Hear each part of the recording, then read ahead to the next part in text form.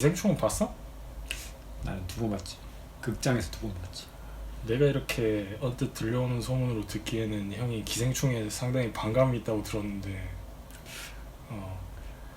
어떤 점이 좀 마음에 안 들었다고 할 수 있을까 근데? 이게 또 황금종려상 받은 종을 함부로 까는 건 아니야. 아무튼 또 이것도 유튜브 보니까 이제 다양한 의견이 있으니까. 지금까지 어쨌거나 우리 둘 다 거의 한 15년을 어쨌거나 영화계에 머물렀다고 할 수 있는데 그 정도 얘기는 할 수 있지 않을까? 우선 나는 시작부터 좀 감정이입이 안 돼가지고 사수하고 있던 동안 집이 저런데 사수하고 있어? 쟤는 좀 불효자 아니야? 그런 생각 좀 했지. 그러니까 지금 현실적으로 사수를 하려면 그래도 집에서 어느 정도 부모님이 안정적이어야지 해야겠다 생각 자체를 할 수 있는데 저걸 할 수 있나? 사실상 저 집안이 다들 몸이 멀쩡하잖아. 그러니까 넷다 되게 건강하고 근데 사실 그렇게 치면은 각자 다 일거리를 찾으려 그러면 이게 다 못해도 내가 봤을 때 수입이 그래도 최소 4명 가족 살기에 몇백은 벌 수 있을 것 같거든? 알바짜리가 뭐 피자 박스 접는 것만 있는 건 아니잖아? 약간 너무 극단적으로 몰고 가는 설정이지 영화 전체적으로. 약간 이런 그런 이제 봉준호 감독님께서 되게 평범한 집안처럼 보이는데 사기치는 것도 되게 자연스럽잖아. 마치 원래 사기꾼들이 있던 것 마냥. 약간 이것도 그렇긴 해. 약간 그런 캠핑을 갔을 때 저기 이성균 가족이 캠핑을 갔을 때 그렇게 막 거기 남의 집에서 놀다가 갑자기 온다고 했을 때 막 치우잖아. 그리고 밑에 탁자 안에 훤히 들여다 보이는데 숨잖아. 근데 사람들은 그거를 못 보잖아. 이것도 사실 개연성의 측면에서는 약간 어색한 거지. 근데 그것도 그냥 딱 상징인 것 같아. 상징. 이 사람들은 정말 밑에 사람이 해주는 것 말고는 볼 줄 아는 것도 없고 할 줄 아는 것도 없고 볼 수도 없고 들을 수도 없고 아무것도 모르는구나. 약간 다음 평점이 되게 흥미로웠던 게 어떤 사람은 이제 그 가난한 사람들을 이렇게 그려서 불편하다 이러면서 악평하시는 분들 있고, 어떤 분들 부자들은 다 바보냐 이러면서 악평하시는 분들 있고. 그러니까 이게 그런 의미에서는 참 대단한 영화지. 지금 뭐 평론가들 평은 뭐 그 거의 5, 9점, 사실 거의 뭐 대부 이후로 그런 영화 전무후무했고, 근데 다음 평점은 좀 7점 돼 있더라고.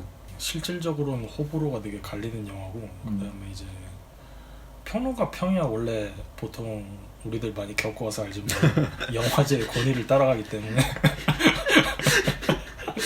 사실상 그분들의 얘기는 대중성과는 이렇게 멀리 떨어져 놓고 얘기할 수 있는데, 이 영화는 지금 대중적으로도 성공을 했잖아요. 그렇지.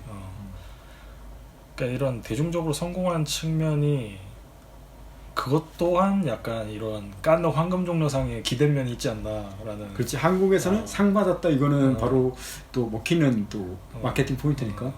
내 친구 중에 정말 이제 그 아트한 영화들에 대해서 무슨 얘기인지 모르겠다 막 그렇게 얘기하는 친구가 있는데, 얼마 전에 만났는데 야 기생충 봤냐면서, 야 그거는 정말 너무 사실 우리 현실 같다 그 얘기하면서 덧붙이는 말이, 그거를 전 세계에서 인정한 거잖아 이러더라고.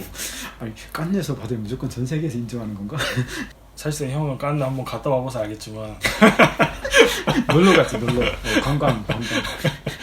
초청받지 못한 사람은 들어가지도 못하는 약간 옛날 시대로 봤을 때는 귀족 문화 행사 같은 곳이는 그것도 좀 그런 것 같은데, 개인 관객들한테 열지 않고 이렇게 자기들끼리 하는 약간 이런 거라는 게, 보통 영화인들 대부분 겉으로는 권위의식에서 벗어나자고 얘기들 많이 하잖아. 근데 막상 현장 가보면 권위의식이 차있고 맞아요. 사람 사는 세상 다 똑같은데 어쨌든 깐느도 그런 맥락에서 되게 권위의식이 차있는 곳이 아닌가라는 생각도 가끔 들어요. 그 깐느 프리미엄 거기서 상영된다는 것 자체가 어떤 절차를 거쳐서 동시대에 검증된 영화라는 그 브랜드의 이미지가 생겨버리니까, 사람이 이제 위명을 얻으면 뭘 하든 거기에 맞춰서 평가를 받게 돼 있잖아. 아까의 그 권위의 얘기랑 같은 거긴 한데 실제로 봤을 때도 약간 지금 앞에 약간 와인잔 같은 물컵이 있긴 하지만 네, 이겁니다 이거. 우리가 이걸 드는 것과 정말 딴 그 좀 뭐 유명한 사람이 드는 거랑은 차이가 있잖아. 거의 뭐 이게 같은 물이고 같은 자리인데 이 사람들의 주파수가 달라지는 거지. 이게 완전히 이게 성수가 될 수도 있고.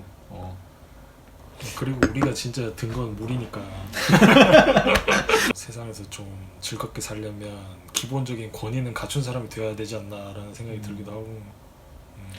사실 뭐 권위라는 게 딴 게 아니라 뭐 그 실력을 입증하는 거지. 그렇지, 실력을 입증하지. 실력, 이게 되게 아이러니한 거는 것을 입증한 다음에는 실력을 입증하지 않아도 된다. 가끔 이렇게 세상을 살다 보면 권위나 이제 그런 권력이라고 해야 될까? 이런 것들이 이제 사람들의 판단을 흐릴 때가 많지. 지금 그러니까 이 칸느 프리미엄을 걷어낸다면 사실 분명히 좋은 작품인 건 사실이야.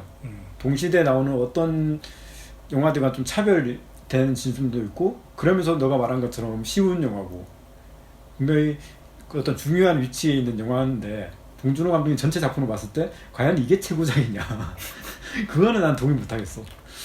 근데 이 영화의 정말 독특한 점은 기존의 어떤 계급을 다룬 모든 영화들이 어떤 지배자와 피지배자의 대립이었어.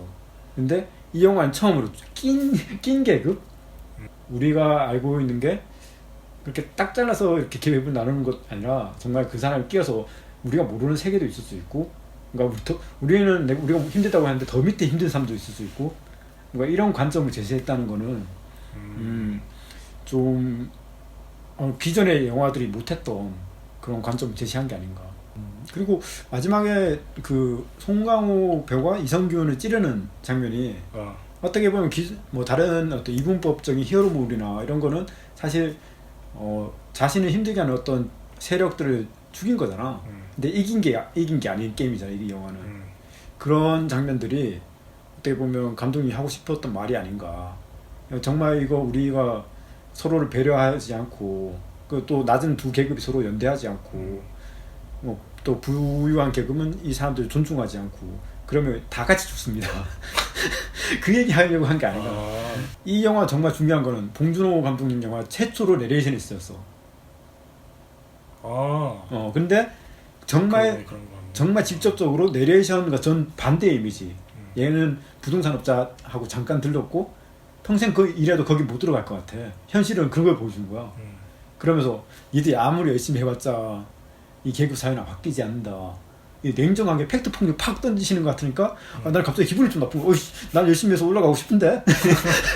그러니까 뭐 영화가 어떤 되게 쉬우면서 본 감독님 영화에 좀 눈여겨봐야 할 거는 그런 것들 같아. 정말 누구나 봐도 재밌을 만큼 쉽게 풀어놓는데 곱씹어 보면 여러 가지로 또 해석도 가능해요. 한 가지 나는 이 봉준호 감독님 영화에서 독특한 거는 신기하게 그 어떤 그 우리 사회의 가장 밑바닥에 있는 사람들의 모습이 굉장히 기괴하게 그려져 있어.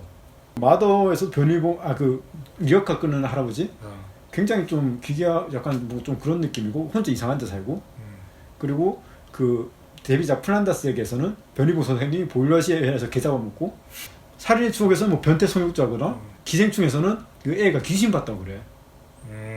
사실 그냥 밑에 살고 있는 사람인데. 그치. 그 사람도 제정신이 아닌 것처럼 나오긴 하지. 그러니까 왜 그럴까? 그건 좀 궁금해.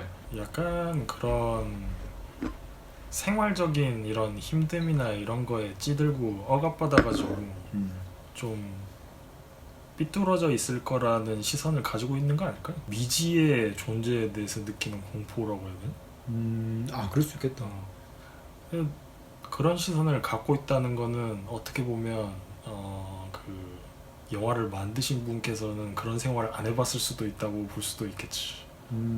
그런 거 봤을 때는 그 시선이 보는 사람에 따라서는 되게 불편할 수도 있지. 그렇지. 되게 마치 너네는 이렇게 살아서 너는 약간 비정상이야 라고 말하는 걸 수도 있으니까 되게 비정상적이잖아. 이게 기생충을 보면 되게 그냥 서민들은 사기꾼이고 사기꾼이고 남의 집에 빌붙어 살고, 근데 이게 약간 오묘한 게 그 사람이 재벌 2세 이런 캐릭터가 아니거든요. 그러니까 뭐 갈비찜 먹고 싶다고 하잖아. 약간 내가 봤을 때 자수성가형 캐릭터 같거든. 느낌이 조여정은 재벌 가야. 약간 그런 집에서 온. 그러니까 원래부터 부유층인데 이성균은 뭔가 그래도 힘든 시간을 견뎌내고 자수성가한 캐릭터야. 그치. 내가 봤을 때는 약간 그런 것 같아. 방금 내 얘기 듣고 보니까 좀 감독님한테 조금 죄송스럽네. 아, 그렇게 불편한 영화는 아닌데, 그러니까 이게 그러니까 큰 관점에서 보면은 어떤 그 사실 모두를 까는 건 영화지. 그렇지, 약간 모두각인데 실질적으로 진짜 이러한 뭔가를 좌지우지할 것 같은 그런 이제 상류층은 교묘하게 빠져 있는 것 같은 느낌이 좀 있어. 그 사람들은 이제 그냥 논외인 거지, 약간 어떻게 보면 그 영화에서. 어쩌면 그 선생님이지. 그 뭐 누구냐? 그 남궁 선생님, 남궁 현자 선생님. 그분은 왜 거기서 사실 그 사람이 그 집 만들어서 이 난리가 난 거잖아. 그치. 그분이 그 밑에 공간 하나 더 만들어놔서. 아 그런데 그 양반이 사실 남궁현자. 그 양반이 지금 단죄해야 되는데 사실은 프랑스 혁명처럼 이렇게 남궁 현자를 잡아가지고 네가 여기 이 지하실만 안 만들었어도 이 계급 자체는 없었던 거잖아. 그럼 이 사단이 안 나는 건데 그 남궁 현자가 지금 집을 잘못 만들어가지고 이 난리가 지금 나는 거야. 오 맞네. 진짜 걔는 완전 여기서 쏙 빠져 있네. 정말 이성균이 자수성가한 캐릭터라고 치면 어떻게 보면 결국에는 카일 그림도 비슷한 계층에서 일어났다고 보는 것도 맞아. 그러니까 그리고 이성균은 자기 어릴 때 처지 까먹은 약간 이런 캐릭터인 거고 올챙이적 시절을 까먹은 거지. 그리고 자기가 뭔가 된 것처럼 약간 얘기하는데 어떻게 보면은 반지하 냄새를 이미 알고 있었을 수도 있다는 생각이 들어. 그래서 더 민감하게 반응한 거 아닐까? 그럴 수도 있을 것 같아. 그 지하실에 그렇게 남자를 살게 이런 이야기를 만든 게 대체 정확히 무엇을 상징하는 걸까? 근데. 그냥 뭐 일단은 쉽게는 그 송강호가 자기가 못 산다고 생각했는데 더 아래 사는 사람도 있다. 그러니까 나보다 더 못한 사람도 있었다. 약간 그런 거를 일단 기본적으로 하려고 했던 것 같고. 근데 참 재밌는 거는 그 사람이 이성균 가족 이전부터 거기 있었다는 거죠. 근데. 그게 어떻게 보면 그 사람이 집 주인에 더 가까운 거기도 해. 근데. 그러니까 가정부가 그 처음에 진짜 자기 집주인 같이 나타나잖아. 기호가 딱 마주쳤을 때 사모님인 줄 알고. 맞아. 사실상 그 집에서 더 오랫동안 살아왔던 사람인 거잖아. 왜냐면 그놈의 그 남궁 현자 선생의 그 작품으로 시작했을 때부터 이제 계속 존재해 왔던 거니까 어떻게 보면은 그 자리에 이성균이 기생을 하러 온 걸 수도 있고. 그러니까 이게 이 영화가 처음에 불편하다고 했지만 이게 말을 꺼내면 꺼낼수록 참 다양하게 해석될 수 있는 그러니까 좀 레이어가 두터운 영화인 것 같아. 양쪽에서 그 사람 입장에서 볼 수 있게 만든 정말 큐빅 같은 영화지. 어느 면을 봐도 뭔가 그 그림이 있는. 그래서 사실 어떻게 보면 어그로성 기획 영화로도 볼 수 있을 것 같은데 그렇지 않아? 그러니까 그래서 다 자기식으로 해석하니까 관객이 많이 든 걸 수 있어 진짜. 어디 약간 사람의 찝찝한 면을 찌르잖아 다. 이 계층에는 이렇게 찌르고 저 계층에는 이렇게 찌르고 이렇게. 그나저나 뭐 깐느 황금종려상 부럽긴 하네.